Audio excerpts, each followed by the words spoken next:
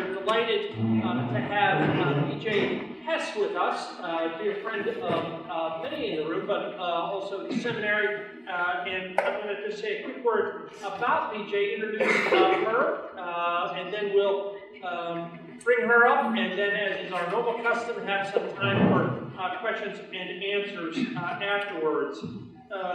B.J. was the Senior Vice President of Global Operations for Aero Electronics until her retirement in 2004. Aero, maybe unknown to some of us, is a Fortune 500 company with 18,000 employees, largest distributor of electronic components, and global sales of $20 billion, a little bit bigger than Gordon-Conwell.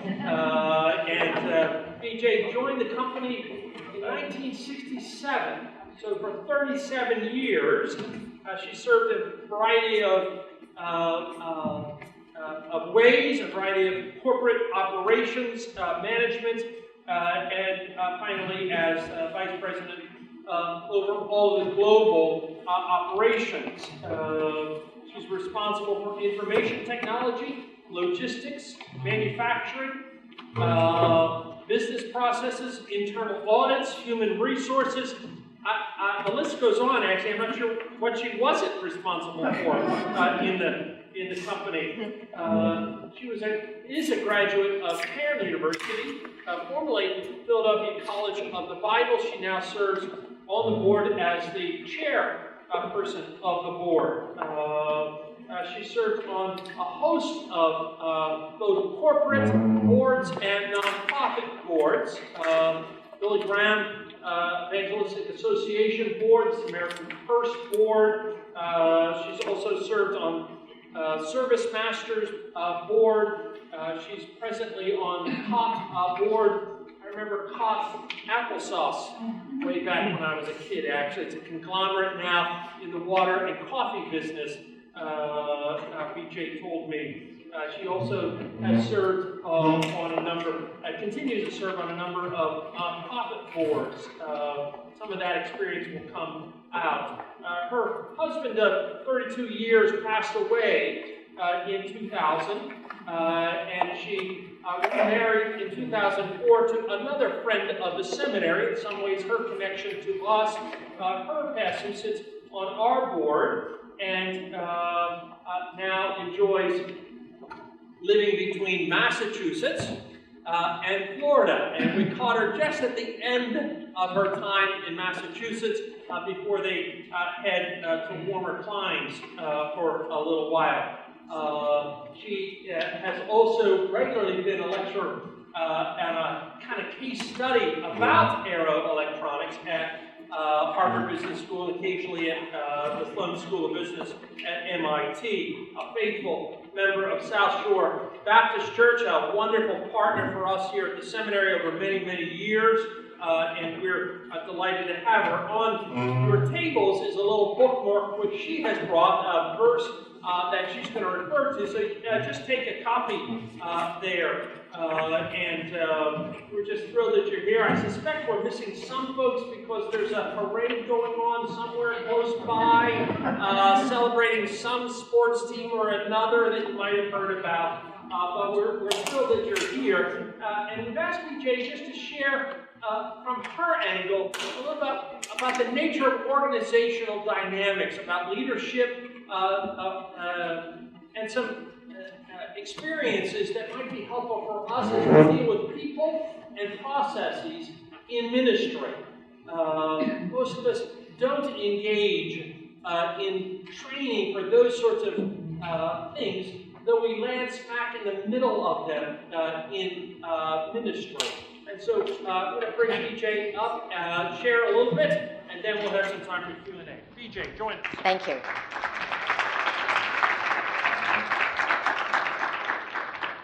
Thank you very much.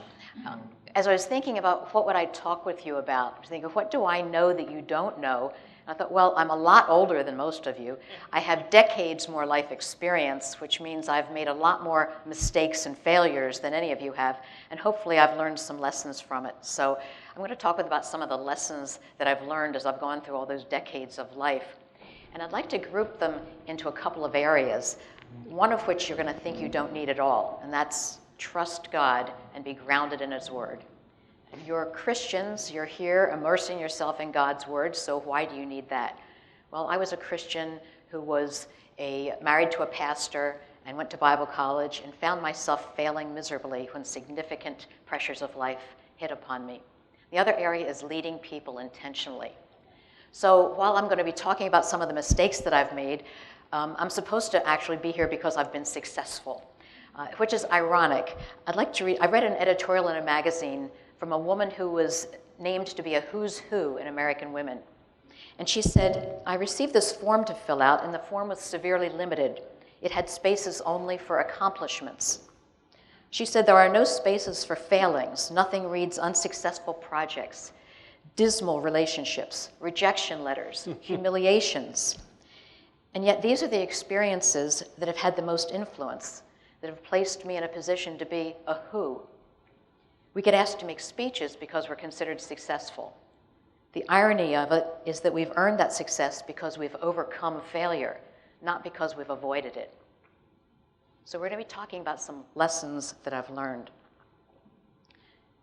First of all, I am a born-again Christian. I accepted Christ as my Savior at the age of 8. My mother had taken us to Oklahoma City, and we went to see my grandmother, and we were at a Billy Graham crusade. And I was fascinated. We went into this monstrous stadium, and I was looking, never saw more people in my life than in this stadium. So as an 8-year-old, I'm fascinated by the stadium, fascinated by the people. And up on this stage, there were these little tiny people up there, but when they spoke, their voices were booming all over the whole stadium. That was my impression of my first Billy Graham crusade. And then I heard the words, other people may think that you're good, but God knows your heart. God knows you're a sinner. And that spoke to my 8-year-old heart because I knew I was a sinner. I was stealing nickels out of our milk money jar.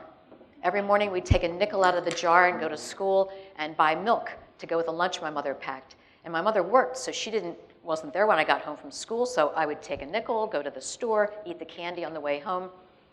And I was a thief, but everybody thought I was really good. So I became really aware of my situation at the age of 8. I knew that God was love, but I had never heard that God was a God of justice. I had never heard that God was a God that had consequences if you sinned. So I turned my life over to the Lord at that point. I was one of the first ones up to walk down that aisle, and that was very meaningful in my life. So when I hear people say, can a child really become a Christian? We're like, yes, a child really can become a Christian. God can speak to a child's heart. And then as I grew up, I married a fellow who was a senior at Philadelphia College of Bible. And I hadn't gone to college, but when he graduated and became a pastor, he insisted that I go to Philadelphia College of Bible because I didn't have any academic aspirations, so it wasn't like I wanted to be something else, but he said I could be very helpful to him if I would go to Philadelphia College of Bible. And then I continued in the same job I was in. I have to say, I sympathize with all of you in the world of education who are also working, because I went to school full-time, I worked almost full-time, and I was a pastor's wife for the first time at the age of 20. And that was the hardest 4 years of my entire life. So you have my sympathies. But I went into the work world with a Christian worldview. And I thought that that would support me through my work. What I didn't realize that, as my British friends would say, my faith was a bit wobbly. And I would be tried in that. One of my, not early experiences, because as you heard when I started at Arrow Electronics, I was a child. And as I was growing up, when I was 32, our company had a meeting in a New York hotel, a budget review meeting. We brought in all of our managers from across the United States, and we're going to review their budgets. So the West Coast people in Mid-America came in Monday and Tuesday. We did their budget reviews, and on Wednesday, they were together with all the people from the North and the East and the central part of the United States. And then the West Coast people went home on Thursday, and the East Coast people stayed. On Thursday morning, as just the East Coast people were there, I was in the room, smaller than this, but preparing for them to come into my room after their budget review. So they were doing their budgets next door to me, right around the corner, coming into my room afterwards to learn how to use the computer. Because in those days, men didn't use computers. Women typed, men did not type. So that was something that they had to learn how to do. As I was preparing my presentation for them and getting it all ready, I had done it Monday and Tuesday, and now I'm doing it again on Thursday for this group. Smoke started to come in the room. And I thought, oh, somebody's out in the hallway cooking something. And I wanted this room to be perfect because they didn't want to learn how to use the computer anyway. This was something that they was going to be reluctant. So I wanted the room to be nice and cool and clean and smell good. So I went toward the door to close the door. And I looked out in the hallway, and there's a big fire out there. The place is on fire. And what did I do then? Nothing. I just stood there watching the fire because it's like I didn't know what it was. It's not supposed to be on fire. And it was also very quiet. There was always something bustling going on out in that lobby for the rest of the week. Monday, Tuesday, Wednesday, there are people around sitting in little conversation groups talking. There's nobody there, and the building's on fire. So my first thought is, they've all left the building, of course, because it's on fire. And then someone yelled, come on, get out, come on. So the first thing I did, I have to admit, I turned back to see if I should go get my presentation materials because we didn't have PCs at the time. These were originals, and I had done a really good job on them. But I didn't have time to run back and get them, so I ran out past the fire, and as I looked down the hallway, the next hallway where all of our guys were, I thought, you guys were lucky. You had a fire escape on your end of the building. We had used that fire escape right next to their conference room door all week long to get in and out of the building because it was faster than the front door. So I ran downstairs, went out the front, and I saw people from the rest of the other wings of the hotel coming, Arrow Electronics people. And they're going like, oh, this is a miserable day for a fire drill. And a fire drill, I didn't hear an alarm. But it didn't mean anything to me at the time. And they said, well, where are the guys, Duke and Roger and all the other guys? I said, oh, they're around the back. That's where we go in the fire escape. So we all walked around to the back of the building to find them. And I was planning, we've got to get another hotel because this one will be damaged. We've got to rent rooms. We've got to continue our meetings. And here's all the things that we have to continue to do. We got around to the back of the building, and there was nobody there. And at that point, my mind just exploded. They're still inside. They're still inside the building. In fact, the 13 men from our company, 11 of them were still sitting in their seats at the conference room table when their bodies were found. 2 of them had moved into the closet. They didn't know there was a fire until it burst through the wall of the room, and the heat actually killed them all. That was a horrible experience. There were 26 people who died in that fire. 13 were from my company, 13 from Stouffer's. When you go through something like that, you start to question how good is our God? How loving is our God? I felt at that point like God was my enemy. I stood there and watching body bags being carried out. And I couldn't leave the hotel because my car keys were up in the room and my car was in the parking lot, so I'm stuck here. The fire trucks eventually came. They carried all the body bags out. You could almost identify who was who by how long they were, how short they were. It was a gruesome experience. I finally got a ride back to the office, and as I walked into my office and turned on the light, I noticed there weren't any other lights on in that whole long hallway. I was not an executive, but they had moved me up to the executive area because I actually knew how things worked. I was operational. And all the rest of the executives kind of depended on me to get stuff done. Those lights weren't on, and they're never going to go back on again because they're all dead. They're in that building. But my phone was ringing, so I ran into my office to pick up the phone because back in those days when the phone rang, you actually answered it, even without knowing who was on the other end. I picked up the phone, and it was Shirley Molinaro, the wife of our general manager in Melbourne, Florida. She said, hey, BJ, I heard on the radio that there's a fire in a hotel. I think that's where you guys are, and I know this is really silly, but I just wanted to call and check to make sure George is okay. Now, I had been down at their house for dinner with George and Shirley and their 2 little boys just a couple of weeks earlier on one of my trips for training. No, George is not okay. George is dead. But is it my job to tell her that? I'm not trained for that. It's not my job. I have no grief counseling experience. And at that point, I'm angry with God again because I've got her on the phone. What am I going to say to her?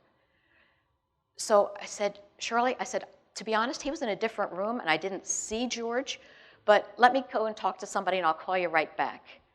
So I hung up the phone and I called one of the managers down in their Melbourne, Florida office and said, you need to get over to Shirley Molinaro's house right now. Right now, when you get there, call me and I'll call her back and talk to her. She can't be alone because George has died. There were going to be a number of them like that. That afternoon when I went back to my apartment and my husband wasn't going to be able to get there until the next day, I had it out with God. And I said, I'm just finished with you, God. I said, I'm finished. You are hateful. You are cruel. These 13 men all had young children. One of them had only joined the company 2 weeks before. 2 weeks before, and now he's dead. This is just not something that I signed up for. I signed up for a God who is a loving God. So I went through a number of hours that night of tears and anguish and misery and telling God that I'm finished with him. And then I remembered something that my pastor husband had preached on and had said many times, that when feelings overwhelm, go back to the facts. Feelings are important, feelings are relevant, but you make your decisions based on facts, what you know to be true. Then I said, what do I know to be true? I knew that in my philosophy of life that I put together in Bible college, I decided that there is a God and that he has revealed himself in Scripture. Those are assumptions that I make, but every philosophy starts with assumptions. My assumptions are there is a God and that he has revealed himself in Scripture. Well, I believed at this point, after the fire, that there really is a God, but he's a hateful God. He's a cruel God. As I'm examining my feelings, I say, what is it about God that I know to be true? Well, I learned back when I was 8 years old, God is love, but God is also a God of judgment. I started to review, what do I know to be true? And I went to the book of Daniel, where Nebuchadnezzar said, I praise and exalt and glorify the King of heaven, because everything he does is right, and all his ways are just. Everything he does is right. If I really believed that, I would live like that. I made a choice that day to trust God. Trusting God is not a feeling, it's a decision. And I made that choice to trust God, knowing that there would be other hard things that would happen in life. And I don't intend to go through this agony every time something bad happens to me in life. I'm going to make my decision now, and either I'm on his side or I'm against him. I made a decision then to trust him, that whatever else happens bad in my life, I'm not going to agonize and say, does God love me for real? I have to believe what he said in Scripture. I have to trust him even when his love is not obvious to me. Another saying of my husband's was, what you believe determines how you live. And how you live demonstrates what you believe. So now I have to go into the office the next day with a group of people who believe that if there is a God, he's a cruel and hateful God, because look what he let happen to all of these young men who were running our organization. I had to act as if I believed that there was a loving God while I called the wives and talked to the wives about their husbands being dead. I had to act like I believed there was a God when I walked through the ashes at the hotel with the police to see if maybe I could remember something about the arsonist who had set the fire. And then that weekend, I had to attend 6 funerals of my 13 colleagues who had died. One thing that helped me to get through was not a scripture verse, but a quote from Winston Churchill that I had said so many times to our employees as I was talking about leadership. Winston Churchill said, sometimes doing your best is not enough. You must do what is required. It was not my job to tell women that their husbands were dead, but I had to do what was required. What does God require of us? He requires us to be faithful. He required that I stay and help people heal, that I learn to lead, that I bring hope and inspire them. I had to learn how to do jobs that I was not competent to do. I and my colleagues, the rest of us, none of us were executives. All the executives were dead. The CEO, the chairman of the board, the executive vice presidents, they're all gone. My mother called at one point to say, why are they making you work so hard? And I said, there is no they. It's just us. They are all dead. And that low point was followed by another low point at the company, where I got a new boss from the outside, and he was horrible, absolutely horrible. 2 of my colleagues left very shortly after he started because of him. And I was considering it. But we had been through the fire. I mean, why would you leave because you have a bad boss when you've been through something like that? But one day he came into my office unasked, and gave me some career advice. He said, BJ, I assume that you want to get ahead here at Arrow. I go, well, yes, Marvin, I do. And he said, well, then you need to get a master's degree in business administration. He said, that Bible college degree just won't cut it. And you ought to start wearing suits. Pastel dresses are not authoritative. And just before he left, he said, and you need to lose 20 pounds. You're too heavy. I said, okay. So now's the time when I'm thinking, okay, now I am going to leave. This is ridiculous. I'm not staying here. But my next thought was, I am not going to leave this company to people like him. I'm not going to abandon the people who have lived through so much because we have one guy who's an absolute jerk for a boss. So I left work early that day, and I went to a local university, and I enrolled in their MBA program. And I stopped at Macy's on my way home, and I bought a 3-piece navy blue polyester suit. And I lost 20 pounds. I thought, there is nothing that he's going to ask me to do that I'm not going to be able to do, because I am not going to let him live as if he runs this company. We're going to save this company for the people who deserve it. Shortly after that, we got a new CEO. And it wasn't long before the new CEO realized that my boss was a loser, and he got rid of him. And guess who got his job? Me. If I had left because I was crushed after the fire, nobody would have criticized me. If I had left because I had this horrible boss, nobody would have blamed me. But that wouldn't have been doing what was required. I had to trust God and be faithful. Faithfulness is not a passive occupation. Sometimes it's easy, but most often it requires incredible determination and grit and resilience and tenacity. It came into play a few years later when we found out that my husband had an incurable brain tumor. When we had that notice, I had only known for about 3 or 4 days that there was anything wrong with Charlie. Because the tumor was growing, it was increasing in size. Every 10 days it would double in size. So we didn't know that it was there until it was almost too late. So when he was acting strangely, very strangely, I took him to the hospital. They did an MRI, and the next morning they did brain surgery. When he woke up from the surgery, the surgeon said to him, and how are you feeling? He said, you tell me how I'm feeling. He was much better because the swelling had gone down. And the surgeon said, well, it's terminal. You have 6 to 12 months to live. It will grow back. I could do another surgery, but it's terminal. His next words were, well, I've spent my life trying to teach people how to live according to the Bible. Let's see if I can teach them how to die according to the Bible. And as his brain surgeon got kind of watery-eyed, he said to her, he said, no, don't worry. There is nothing bad about going to heaven. There's nothing bad about going to heaven. So trusting God was something that I had made a commitment to do. I had crossed that chasm a long time ago, right after the fire.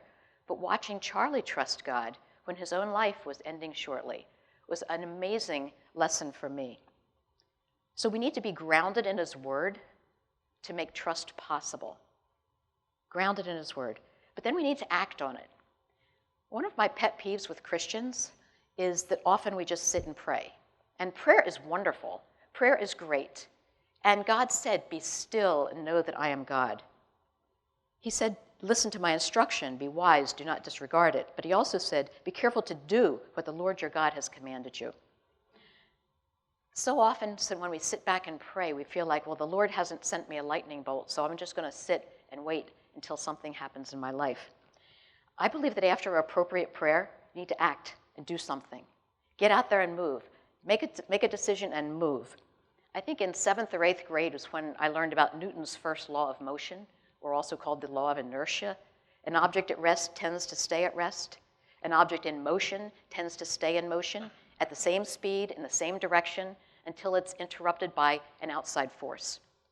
Well, I think it's a lot easier for God to move us as we're in motion. He can redirect, he can nudge us and move our direction a little bit, but to actually overcome inertia and get us to get out of our chairs and start moving. I mean, why do we make God work that hard? Why don't we just do something and see if he can nudge us in the right direction?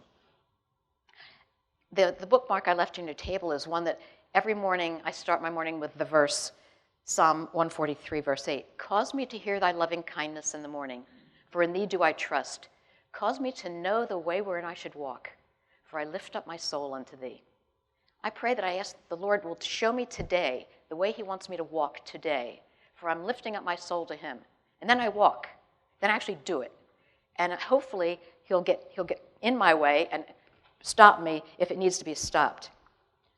One thought leader has said this about direction. Many of us want a map, but what we get is a compass. We're not given a detailed outline of how we should live each day. We're given a due north, a direction to move toward. On this journey, one thing becomes certain. When you move forward on what you know, things become clearer. When you refuse to act on what you know, all that you do know paralyzes you. So we need to trust the Lord, be grounded in His will, and then act on it.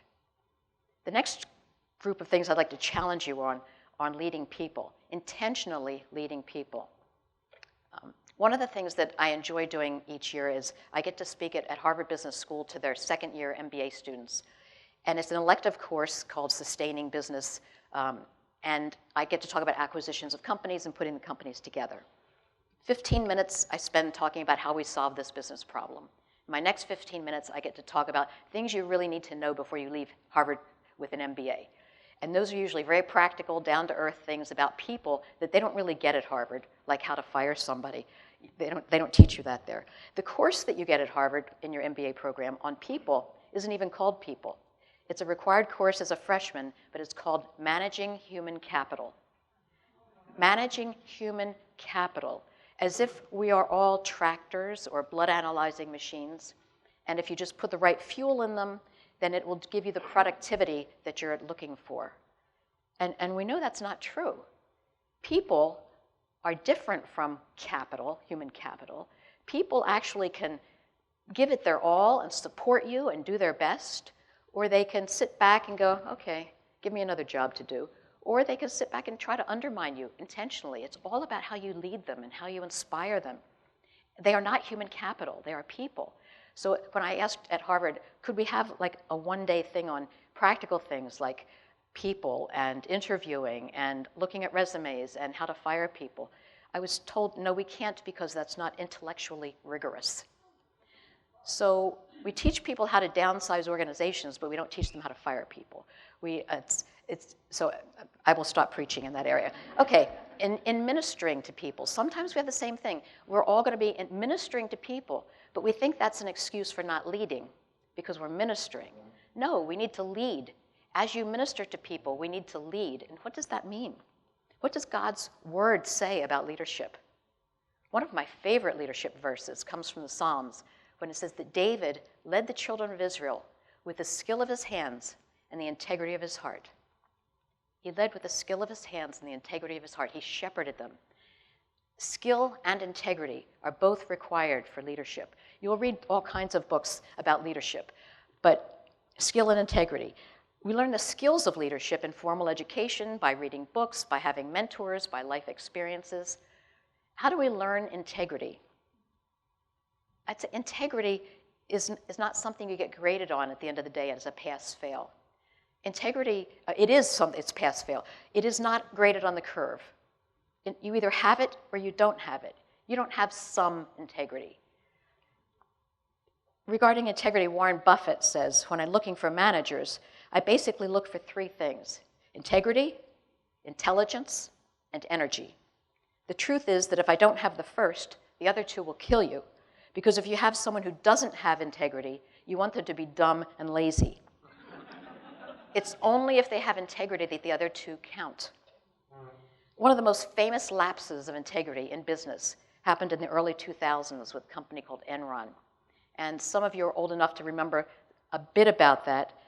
At one time, Enron was the 7th largest company in the United States, and it was worth more than $70 billion. And then the scandal of their accounting practices destroyed the lives of thousands of people. And it brought down their accounting firm, destroying the lives of thousands more people. Executives went to jail. The CEO, who was a Harvard Business School graduate, went to jail. And the Enron story isn't just about complicated business transactions. It's about people like you and me. There are a couple of books written about that scandal, The Conspiracy of Fools and The Smartest Guys in the Room. And these books are stories about the people of Enron, these regular people, about why did they behave as they behaved. Many of them were just regular people. They didn't set out to become crooks and liars.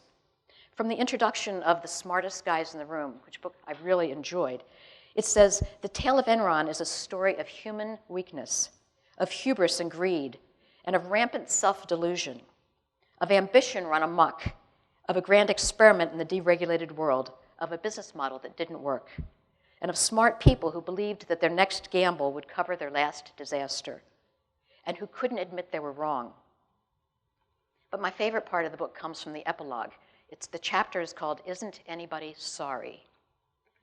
It says, it was an astonishing comment on the mores of American life that precious few were unwilling to admit that they had done anything wrong. Wasn't anybody sorry? All the arguments were narrow and rules-based, legalistic in the hair-splitting sense of the word.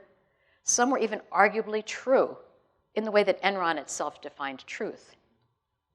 This is the important part. To accept these notions is to embrace that ethical behavior requires nothing more than avoiding the explicitly illegal. That refusing to see the bad things happening in front of you makes you innocent. And that telling the truth is the same thing as making sure that no one can prove that you lied. So after Enron, universities and corporations set up ethics departments. And I hope I'm not stepping on toes. I don't know if you have an ethics department here. But we can't separate ethics from daily life, from daily living.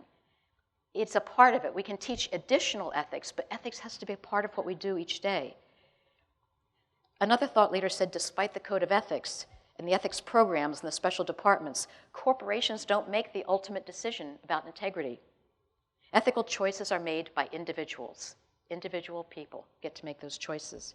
When it comes to integrity, judgment calls are needed because most things are not black and white. Most things are gray. But we have to decide where there's a line. We have to decide that there is a line between ethical and unethical. If we don't know that there is a line, that's the first problem. We have to decide where that line is. And we have to decide how close are we going to get to that line before we can actually call our behavior unethical. Or how far away are we going to stay from that line, which means maybe we're losing profits or losing enrollment or students. How close we get to that line is important as well. But first we have to decide there's a line. As leaders, we need to cling to a strong conviction of right versus wrong. And I use the word conviction purposefully. Most people know right from wrong. And most people would prefer to do what's right as long as it doesn't inconvenience them in any significant way. If we have a conviction of doing what's right, we will do what is right even when it requires unexpected personal sacrifice. At Arrow, we defined integrity as doing what is right despite the cost, even when no one is looking, because integrity is pass-fail. But the psalmist didn't say David just had integrity. He also had skill. He had skills in what he did. And if you want to learn about skills in business, every day there are things that come out. Last week, the Harvard Business Review, the 6 fundamental skills every leader should practice. You can read a lot of places about skills. The good thing is that skill is not pass-fail. Skill is graded on the curve. You can develop skills. You can learn skills. And we need to intentionally do those things. Too often as Christians, and this is another of my pet peeves with Christians, is that Christians often accept lack of skill as long as a person is a Christian, they have integrity, and they're trying really hard. Trying really hard is not the same thing as having skill. Performance needs to be judged, and people need to be held accountable. That's one thing that not only in the business world we have to do, and many managers are cowardly and won't do it, but in the Christian world we need to do it. As leaders of your organization, as pastors of your church, you're going to have people who are willing and lovely and have been doing it for years, but they're actually inept, and they can't do it. It's not appropriate to keep them in that position without trying to help them. Actually, we act as Christians like it's unspiritual if we move them out. The kind thing is to just wrap our arms around them and protect them because they're trying so hard. If I can convince you of anything today, it's as you go into your ministries, do not tolerate lack of performance because our God deserves excellence. Our God deserves better than that. It's not fair to God. It's not fair to the people that have to pick up after that person who isn't performing well, because the rest of that team actually knows they're not performing well, and they actually lose respect for you because you haven't done anything about it. But it's not fair to that person either, That person does have some skills, and he does have a desire to do well. It's our job as leaders to help fit them into a position that they can do, or help them move into another job outside of the company. But not to just keep them and protect them forever because we're being kind, or being compassionate, or being Christians. One of the ways I like to say start on your skills, excuse me for my cold, I say start with what are your gifts? What are your natural gifts? I say, I have the gift of helps. I used to think that wasn't a very important gift, but I could listen well. And I thought, well, okay, listening is a good thing. But I took that gift of helps, which was I like to nurture, I like to help people, I can be compassionate. My problem was I was timid, I was easily hurt, I didn't have confidence or courage. I had to build on that gift to where I could actually learn then how to be assertive and how to be confident and how to have managerial courage, because it takes courage to get through each day. And building on natural gifts is a good way to do that. I got to at one point in my company where they did a caricature of me, and it was painted and it was called the Velvet Steamroller. And I'm going, okay, my gift of helps, there was the velvet part, and I had actually learned managerial courage. That's the steamroller part. At least it's better than a plain steamroller. But there are many things I had to learn, skills, specific skills that I had to learn. The article from the Harvard Business Review is about building strategic skills and how to define business models. I'll get more practical than that. I had to learn how to fire people. I'm now in a position to where I have people working for me, and it is not easy to fire people. But I have to say I failed so miserably in my first attempt to fire somebody that I learned from it. I had called Bob in to let him know that he wasn't doing a good job. And Bob was a really good guy. He'd been with us for a year. I had transferred him up from Oklahoma. He had 3 kids. He put his heart into it, soul into the job, but he wasn't performing, and it was clear he wasn't going to get any better. If I put all of my effort into rehabilitating him, I would still fail. I might feel better at the end of the day that I had helped him, but I would still fail. And as one of my colleagues said, what if you put that much effort into helping Krista, who's a high potential person? And if you gave her that much attention, how far would she go? And I thought, okay, I need to fire Bob. So I spent hours agonizing over it. I called him into my office, sat him down, and we spent the next 2 hours talking about the things that he did really well, and the things that he didn't do so well, and the reasons why he really couldn't stay in this job. We spent 2 hours talking about it. Finally, he left my office.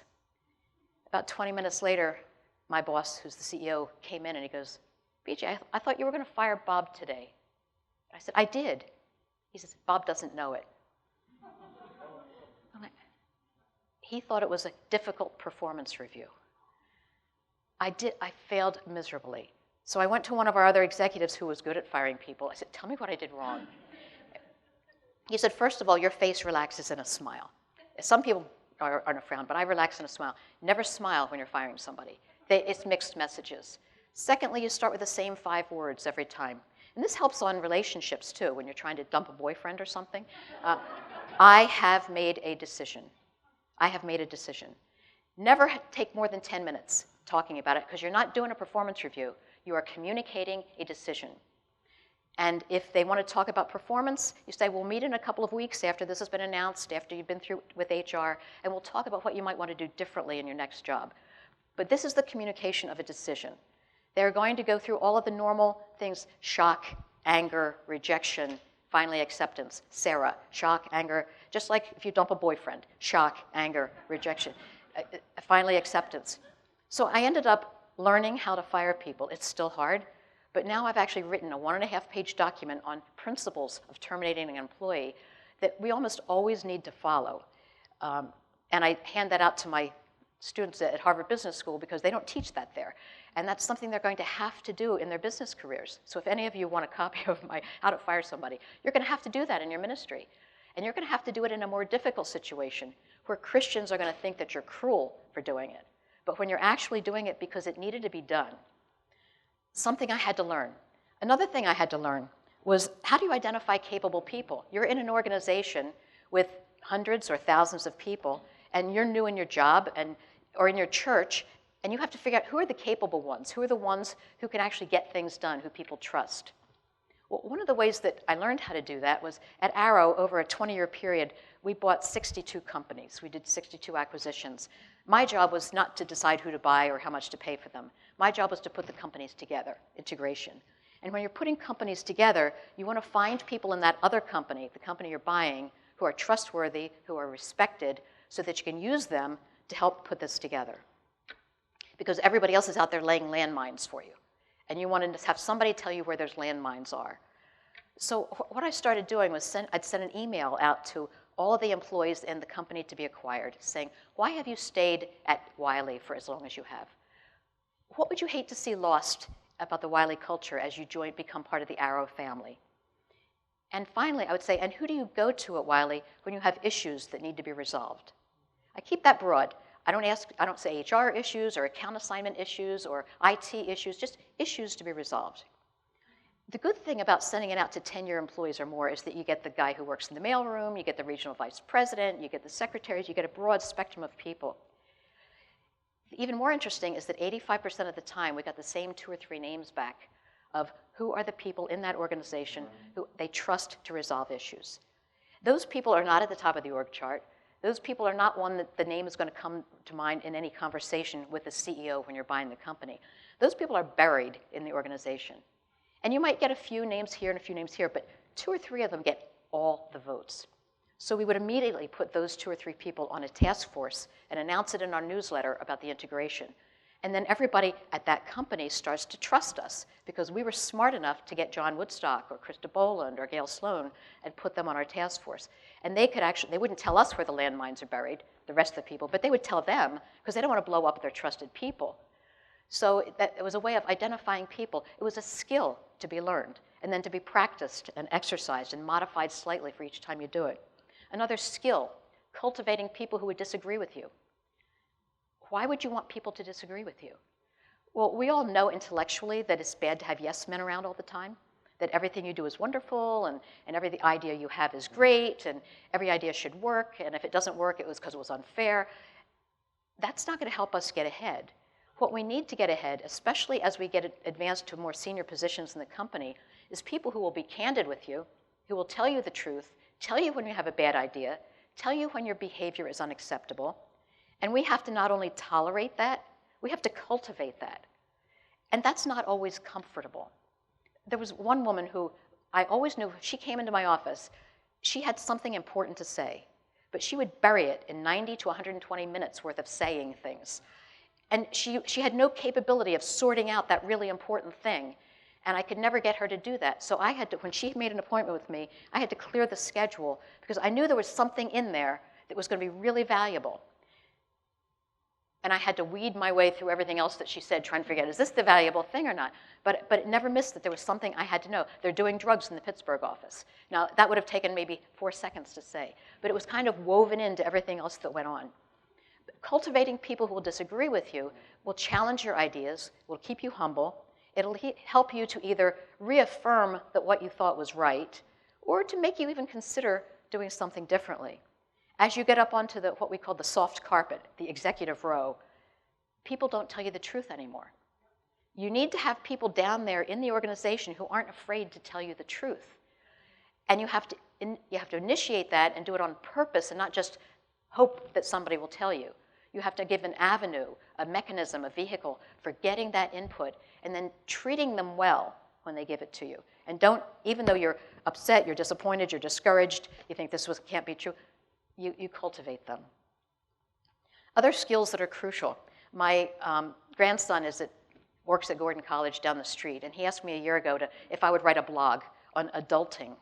And I'm like, I didn't know what adulting was, so it's hard to write a blog on it. He says, it's like going from college life into the real life as an adult. And I said, okay. I said, I can do that. So I wrote here are some life skills that you need to have, not just for ministry, not just for business, but for life. Some skills that are important to you. And they're not the technical skills that are going to help you do your job. Listening skills, the ability to sincerely listen, not just to pause long enough until they stop talking so that you can tell your story. And this was for my grandson in particular. Can you have a conversation for 5 minutes with anyone without saying the word I? That's really hard. He's not capable of doing that. But maybe you are, so you should be able to think about that. Can I actually be involved in a conversation? Learning agility. Now, learning agility, some people learn quicker than others, but you need to become agile at learning, and you can train yourself on that so that you can use the mistakes that you've made, you can use the good things, use other people's experience to learn. You can learn from your mentors as well as from your tormentors. If you have a really bad boss, don't chalk it off as useless experience. That's valuable experience. Learn from those really bad bosses. Learn how not to manage. Coping skills, resilience, tenacity, never giving up. That does get easier with practice. If you practice giving up, that gets easier with practice too. We need to practice not giving up just because it's hard. Just because you got a bad boss, just like I had at Arrow after the fire, I had a bad boss. If I had given up then, it would have been okay. But then I wouldn't have made a difference at Arrow. Then they wouldn't still be paying my pension as I'm standing here talking with you. Political savvy. We all hate politics, I mean, especially in the world today. Everybody hates politics, but politics is a fact of life. Awareness of politics is really important. In the church, in your Christian organizations, politics will be important. You need to learn how to navigate those politics. You need to be able to sidestep some of the issues and be able to quietly and effectively navigate your way through so that you can be an effective minister without becoming political yourself. That's the key, without becoming political yourself. Collaboration, understanding, this is a skill you have to develop, understanding that you might be really good, but your success isn't dependent just on you. You need more than that. You need to have collaboration with a team. Success is dependent on what the team can do. Humility. I'm humble enough to let Josette come into my office and wear me out for 2 hours so that I can get something from her that I did not know, that I need to know. Having the wisdom to cultivate people who will disagree with you. And graciousness. You need to be bold. You need to be candid, but always with grace. Leadership requires developing a multitude of skills, and maybe you're going to be graded as a D in the beginning, and you get graded higher as the years go by.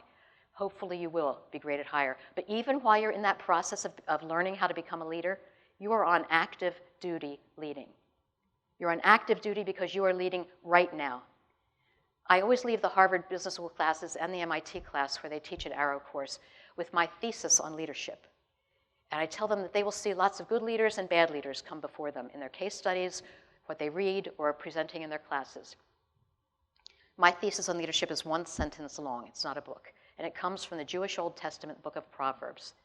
Solomon said, "My child, give me your heart, and let your eyes observe my ways." My child, give me your heart, and let your eyes observe my ways. That means trust me, watch me, and do what I do. Be an example. We need to be an example before all of the people around us because they are watching us. Not just those that are in your team or in your department or in your church. Everyone in life is watching you. They know what you say you believe in life, and they're watching to see how consistent you are, how courageous about it you are. Be an example. Always do what is right, even if it costs you something. We need to trust our Lord. We need to be grounded in His Word. We need to act on what we believe He wants us to do and be ready to take direction changes as we go along. We need to be people of integrity. We need to develop our skills, actively develop our skills so that we can be the most effective that we could possibly be in whatever business or ministry we go into. Sometimes doing your best is not enough. You must do what is required. And what did Micah say that the Lord requires of us? To act justly, love mercy, walk humbly before our God. So my prayer for you as you prepare at Gordon-Conwell is that you will lead by example in just that way and lead intentionally, not accidentally. Thank you. Amen. BJ, let's have a seat.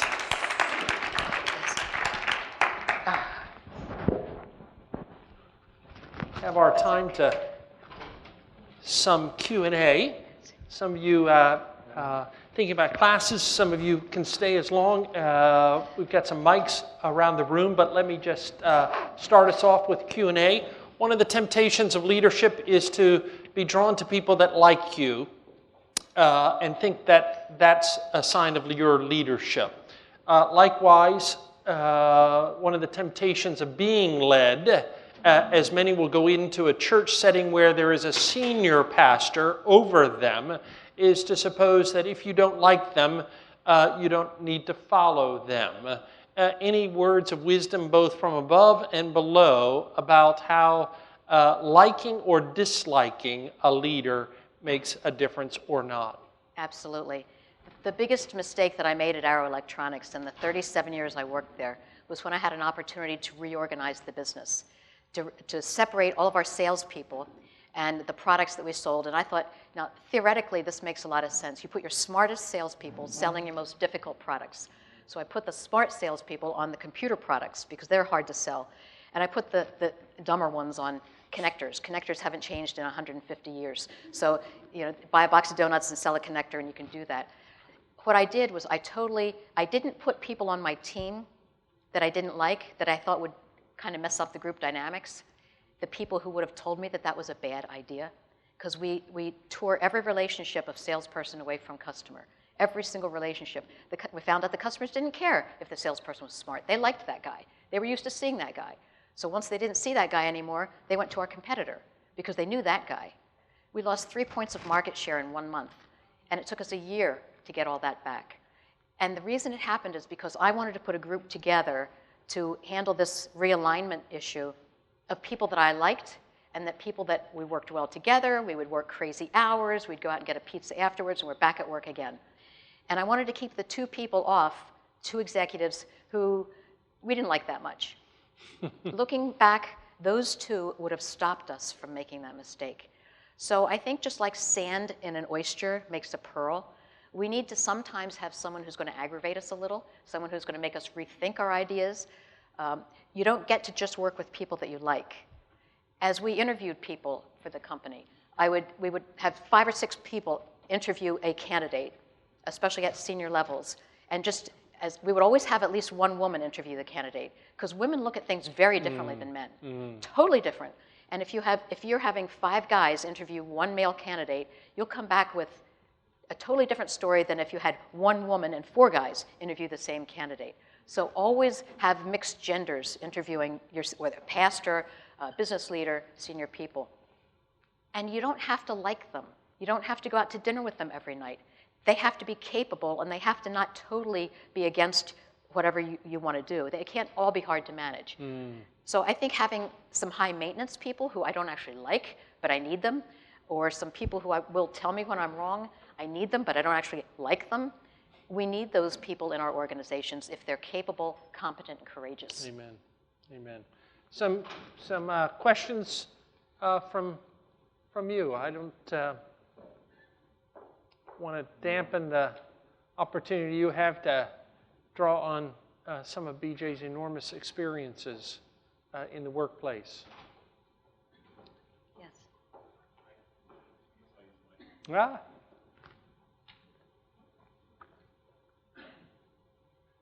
BJ, thanks for the insight you've given.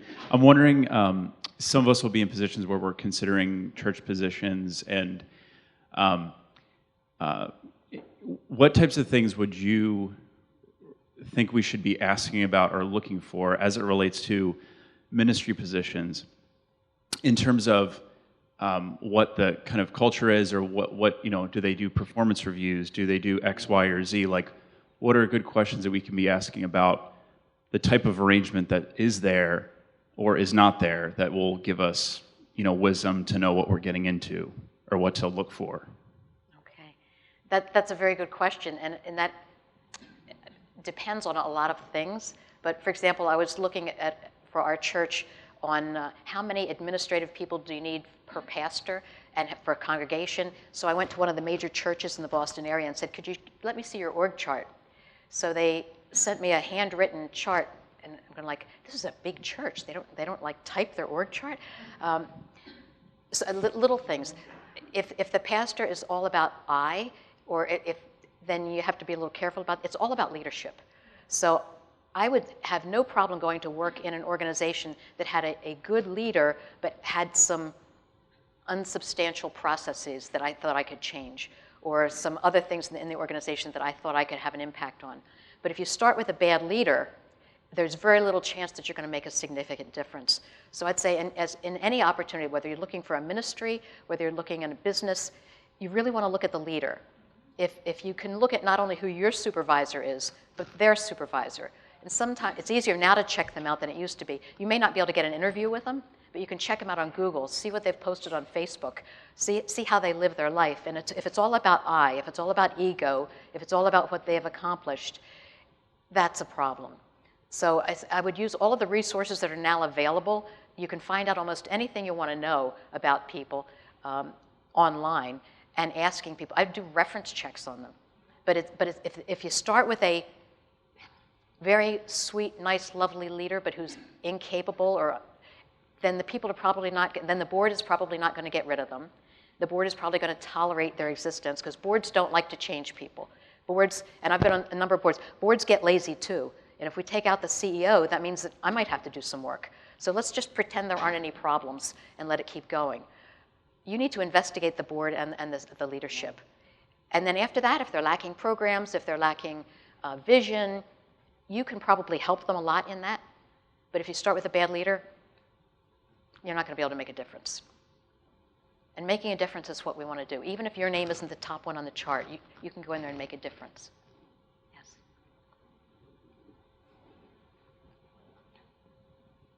Thank you for coming here today. You know, it was an interesting story about Dr. Billy Graham. I happen to be close friends with the Bolton family. And John Bolton Sr., and Billy wrote about him in his autobiography. He owned the Standex Corporation and came from Germany and had to leave Germany because of the threat of Hitler, but came here and started a business. But he saw a vision about Billy Graham, and I think this is so important for business people or pastors to understand the importance of business people being involved in their ministry. John Bolton Sr., walking through the Boston Common, told Billy, "I see you preaching in all the major cities of the world." Now, this is way before any of that happened. But I think it's such an insight to me when I was reading that in his autobiography, how important it is to have business people and recognize business people and that they have abilities and talents and gifts from God just as much as a pastor does, in his preaching. But I thank you for coming because, the insights that you give are far-reaching and so important for pastors and to learn and students to learn when they go into ministry, that they're not preaching to other preachers. They're preaching to people who are out there in the working world. So it's a really important element that you've brought today. Thank you. Thank you. You're welcome. The one thing that I'll say about Billy Graham is it never occurred to me when I accepted Christ at his crusade when I was 8 that I was going to be on his board for 18 years. And it was amazing, but one of the things I added to the board was the courage to tell him when he had a bad idea. And so many people treated Billy Graham as if he were God walking on earth, and that if he had an idea, it must be a good idea. And I said, well, maybe he had too much pizza last night, he has a stomach upset. This is a really bad idea. And he accepted it so graciously. He surrounded himself with people who were business people, but I have to say that even the older men on the board treated him with kid gloves, but he always came to me to ask for my view because I would tell him right out. And I respected him, but he's a person. So I have a huge respect for Billy Graham because he accepted. You have to be careful I had to be careful not to say too many things to him because he took whatever I said as valid because it was the only criticism he got. And then he would steer in different directions. So I had to choose when to say that and not to try to get his ear all the time, or else it looks like I'm running the organization, and I don't want to run the organization. Amen. Hi. I was really looking forward to coming and hearing you, but I had big traffic in Boston area. They had the Those Red Sox Yes. parade. Yes. Who knew? I didn't know. So I'm sorry I missed about half of your lecture. But I've been working in Afghanistan since 2009. I was deployed to Afghanistan as a soldier, and God called me there, so I started ministering to Afghan widows and orphans. So we're operating sewing vocational training center. So we train women and widows and orphans. Recently, we started a sewing factory this year. So we hire those graduates, and we started it. It's a difficult situation in Afghanistan. We don't have a lot of access to what we have here, and the ethics is very different over there. The bribing, the corruption is somewhat accepted in the society, and I'm having a lot of dilemma. I came out this August to start the MDF program here because I felt the need of it. Because Afghanistan, as you all know, it's 100% Muslim country, and while I help serving the underground believers, I was overwhelmed with what I needed to do there. But there's great need of serving not just the Christians over there, but the lay people who are really suffering, women and children especially. And the business that we started is having a really ethical problem. The top person, the director, country director, that I recently found out that from the very beginning was how do you call it? Keeping some money on the side for himself, like on the materials that we buy and stuff. And he's, like you said, he's a really nice person. The top leader is a really nice person. He's very compassionate. He's been working since I was deployed in 2009. He's a medical doctor, but he was a translator. So we worked all these years, and after we developed 4 different schools and a factory, now I'm beginning to see from the very beginning he has been putting aside his own money. So if we let him go, then like how are we going to keep the organization open while I'm here studying? If I was there, it's a different story. But what would you do, or how would you recommend in this kind of situation? Maybe talk a little bit about your experience with Opportunity International, some of that very similar sorts of experiences across. There are so many differences among cultures.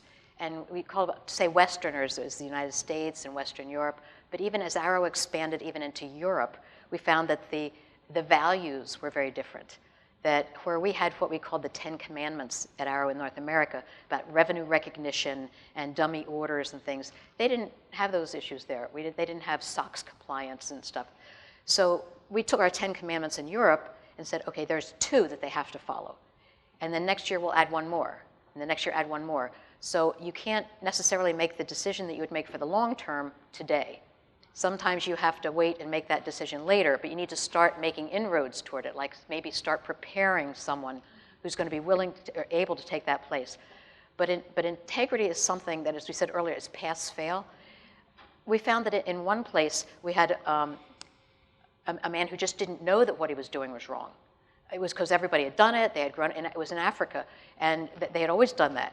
And in Hong Kong, I had a sales manager who was bribing a government official to get things through customs. And I said, Simon, we cannot bribe people. And he goes, oh yeah, I get it. I said, no, I'm serious. We do not bribe anybody, especially government officials. You can be executed for bribing a government official, but we don't bribe anybody. That's against the law. And he goes, yes, I get it. It took a while before I could convince him that we're serious.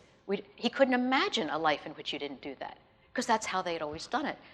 And he called it facilitating payments. And in the United States, we used to have an exception for facilitating payments. If I was going to pay you in advance to do something you would have done anyway, and you're just going to do it a little bit sooner, it's not a bribe. It's a facilitating payment. Well, now it's been redefined as a bribe. So But sometimes you can't get to exactly where you need to go. You need to fire your C students before you fire the B ones. Or if you've got a couple of Fs, you have to tolerate your C students while you get rid of the F students, and then bring in enough support. So you need to decide where you need to be. Then you need to have a path for getting there that won't destroy the organization. But integrity isn't something that the leader is going to learn. It's something that they don't have, and I would suggest that you get a path toward that. And it may not be while you're not there. You may have to wait until you get back. But that would just be, without knowing your circumstances, that would be my advice. Try to get to the best as you can. You make the best decisions you can today, knowing where you want to get, and you make the other decisions that are generally in that direction. Last question. Yes. You can hear me? I can Yes. hear you, yes. Oh, wonderful. I wanted to say thank you very much for coming. You were very inspirational for me. I really took away a lot today. You have helped me in some areas that I've been working with the Lord. And the most important thing you said today that identified with me was to trust the Lord. Because people today are such liars. Excuse me, not everybody, but you even said it in your speaking. And I have made some huge mistakes because I did not trust God. And also, during my management years, I was a manager. I was an internal auditor for a very large firm, a very large company. And I can remember, you brought me back when you said you sat there for 2 hours, and the guy didn't even know he was fired. I never fired anybody. You know why? Because I felt badly for them. You can't do that. You're absolutely correct. You cannot you can have compassion, but also do your job. Yeah. You know, and that's exactly what you said. So I'm grateful that I came today. I was not going to come, but then the Lord said, get over there. That's great. I say, Amen. and the rule on the firing is you make the decision in the cold, hard light of day. You make the decision totally unemotionally, and then you implement that decision with as much compassion as is appropriate. If they've stolen from you, compassion is not appropriate. But if they're doing their best, compassion is appropriate. Not in the making of the decision, but in the implementation of the decision. Try to hang on with extra medical benefits or whatever else. Give them some dignity as they leave. Help them to write up their announcement. What would you like us to say as you're leaving the organization? Do you want to think about it overnight and we'll write the announcement tomorrow. Treat them with compassion, but the decision is totally separate from that. Another thing that would help with that is I always tell, do not hire someone you cannot fire. And if you're the CEO of the organization, you think you can fire anybody. No, you can't. If you hired your best customer's son, you cannot fire him. And I know where we hire spouses, and if you hired your best salesperson's spouse, you can't fire that person either, because otherwise you're going to lose the salesperson. So I would say use your network to help that person get a job someplace else. Use your network so that you get credit for helping, but don't hire them, unless you are gutsy enough to fire them. Amen. A good word to end on. Okay. I concur. Thank you.